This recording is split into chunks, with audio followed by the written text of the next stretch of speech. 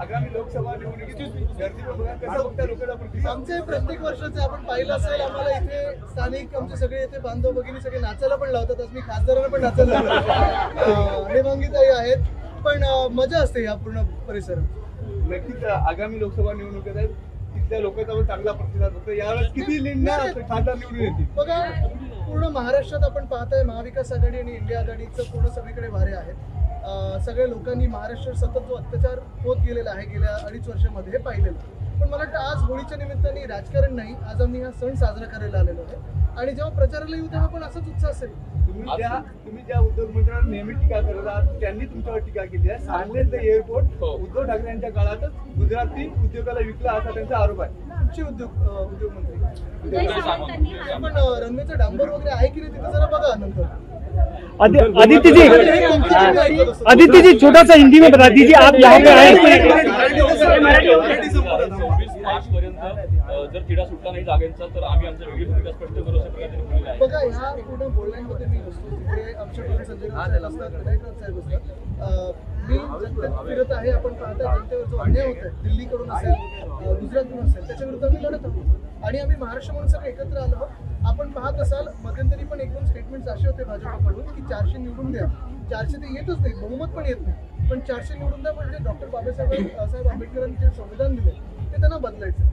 आज पण जी चर्चा सुरू आहे की आमच्या समोर दक्षिण मुंबईत जे उमेदवार येणार आहेत राहुल नार्वेकर, यांना एवढ्यासाठीच त्यांना उमेदवार करायचं आहे कारण त्यांनी डॉक्टर बाबासाहेब आंबेडकरांनी जी घटना लिहून दिली त्याचा अपमान केला, ते बदलण्याचा प्रयत्न केला, त्याच्या विरोधात काम केलं, म्हणून त्यांना बक्षीस म्हणून सीट देण्याचा प्रयत्न. Aditya ji, how do you see Kejriwal arrest? How do you see Kejriwal arrest? Aditya ji, प्रशासन दबाव टाकते अशा प्रकारची माहिती समोर येते. आता प्रिन्सिपलनी पण मला वाटतं आमच्या खासदार प्रियंकाताईंना टार्गेट करत एक पत्र लिहिलेलं आहे. मूळ गोष्ट हीच आहे की असे कार्यक्रम होणं ठीक आहे. कार्यक्रम तुम्ही प्रचार म्हणून ते प्रचारात उमेदवाराचं धरलं जाणार आहे का? इलेक्शन कोड ऑफ कंडक्ट जे आता लागू झाले आचारसंहिता त्याच्यात पकडलं जाणार आहे का? तिसरी गोष्ट म्हणजे मी ध्रुववर काही बोलणार नाही किंवा उमेदवारावर पण बोलणार नाही. पण महत्त्वाची गोष्ट म्हणजे प्रिन्सिपल खरं सस्पेंड झाले पाहिजेत, कारण तिकडच्या विद्यार्थ्यांचे ID कार्ड कॉन्फिस्केट केले गेले, बाहेरून टाळं लावलं गेलं आणि साधी सुधी प्रचाराची जबान होती. दुसऱ्या दिवशी एक्झाम असताना देखील विद्यार्थ्यांना तिथे ठेवलं गेलं दमदाटी करून. मला वाटतं ही खूप मोठी घटना आहे. आपण सगळ्यांनी बातमीची केली पाहिजे.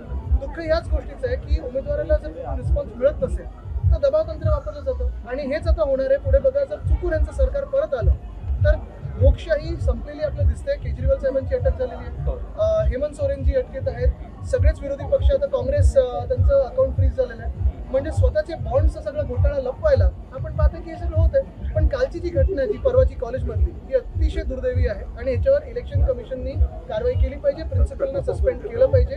कुठे ना कुठे जर हे झालं नाही तर पक्षपातीपणाही सुरू आहे असं समजतं. आदित्य जी हिंदी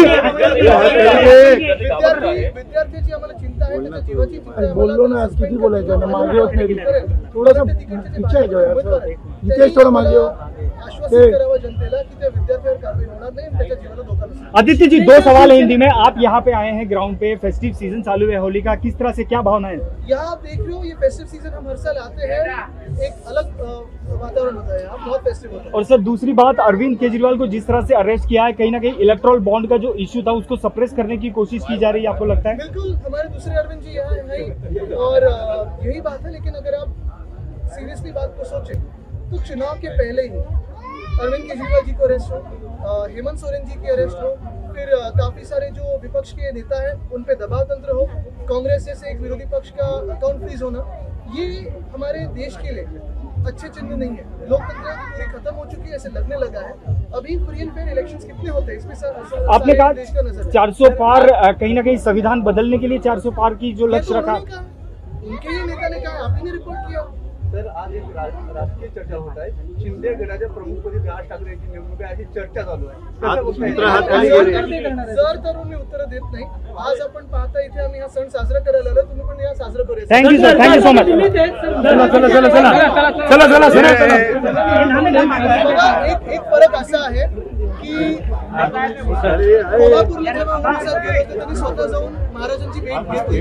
अरे हे काय? म्हणजे बॉडीगार्ड अरे बॉडीगार्ड त्यांना विनंती केली होती की आमच्या दुसऱ्या बाजूला जे छत्रपती उदयनराजे आहेत त्यांना भाजपकडून कशी ट्रीटमेंट मिळते आपण पाहत आहे. आणि मला वाटतं हे असंच होत आहे. नुसतं यांच्याबद्दल नाही तर संपूर्ण महाराष्ट्राला अपमान करत राहायचा महाराष्ट्राचा, सतत महाराष्ट्राच्या जनतेचा अपमान करत राहायचा. आज आपण हे कॉलेजचं पण जरी उदाहरण घेतलं, टाळं लावून ठेवलेलं आहे. असंच महाराष्ट्राला टाळं लावून ठेवण्याचा प्रयत्न आहे. इथून उद्योग नेणं असेल, इकडच्या नेत्यांचा अपमान करणं असेल, इकडचे पक्ष फोडणं असेल, ही भूमिका ही भाजपची आहे. महाराष्ट्र विरोधी भाजप ही दिसायला लागली आपल्याला. महायुतीमध्ये आणखी एक व्हिडिओ जोडला जाणार आहे, चर्चा आहे, मनसे त्याबद्दलचं नाव आहे. मला वाटतं जसं मी सांगितलं ना की जर तर होईल तर उत्तर देत नाही मी. जेव्हा काही होईल तेव्हा होईल. पण आता आम्ही सगळं आम्ही जे महाराष्ट्राच्या विरोधात अन्याय करतो त्यांच्यासोबत त्यांच्या विरोधात लढतो. एबीपी माझा, उघडा डोळे बघा नीट.